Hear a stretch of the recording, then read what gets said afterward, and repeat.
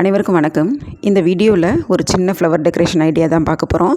இது வந்துட்டு ரிசப்ஷன் ஹாலில் வைக்கிறதுக்கோ சரி, பூஜை அறையில் வைக்கிறதுக்கோ சரி ரொம்ப நல்லாயிருக்கும். சிம்பிளாக செஞ்சிடலாம். அதுக்கு நான் ஒரு சில்வர் பிளேட் எடுத்திருக்கேன். அந்த பிளேட்டை சுற்றி இது மாதிரி ரவுண்டாக செவந்தி பூவை நான் அடுக்கிக்கிறேன். செவந்தி பூவோட காம்புகளை நான் கட் பண்ணலை. ஏன்னாக்கா காம்பை கட் பண்ணி வச்சோம் அப்படின்னாக்கா பூ வந்துட்டு இப்படி படுத்த மாதிரி ஃப்ளாட்டாக இருக்கும். அது பார்க்க அவ்வளோ நல்லா இருக்காது. காம்போடு வச்சோம் அப்படின்னாக்கா அந்த பூ வந்துட்டு கொஞ்சம் நிமிர்ந்த மாதிரி இருக்கும். ஆனால் அந்த காம்போடு வைக்கும்போது ஒரு பூவோட காம்பு மறையிற மாதிரி இன்னொரு பூவை வைக்கணும். அதுதான் விஷயம். இங்கே காம்பு வெளியில் தெரியக்கூடாது. அது மாதிரி பூவை அடுக்கிக்கோங்க. உள்பக்கமாக ஒரு ரவுண்டு ரோஜா பூ அடுக்கிக்கலாம். அதுவும் அதே மாதிரி தான் காம்பு வெளியில் தெரியாமல் அடுக்கிக்கணும். அதுக்கும் சென்டரில் ஒரு 3 செவந்தி பூ வச்சுக்கிறேன்.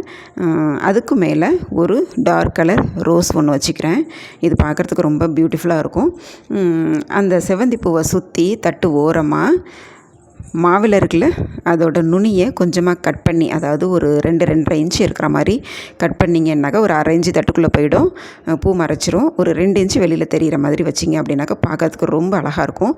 இதை வந்துட்டு ஒரே டிஸ்டன்ஸ் இருக்கிற மாதிரி மெயின்டைன் பண்ணி வச்சுக்கோங்க. அதாவது அந்த கட் பண்ணுற இலையை அடுக்கி வச்சுக்கோங்க. அந்த டிஸ்டன்ஸ் வந்துட்டு ஒரே மாதிரி ஈவனாக இருக்கிற மாதிரி பார்த்துக்கோங்க. நிறைய இலை இருந்துச்சுனாக்கா கேப் இல்லாமல் அடுக்கலாம். குறையும் அப்படின்னு நினச்சிங்கன்னாக்கா இது மாதிரி கொஞ்சம் கேப் விட்டு வச்சிங்கன்னாக்கா பார்க்குறதுக்கும் ரொம்ப அழகாக இருக்கும். இந்த வீடியோ பிடிச்சிருந்துச்சுனாக்கா லைக் பண்ணி சப்ஸ்கிரைப் பண்ணிக்கோங்க. தேங்க்ஸ் ஃபார் வாட்சிங்.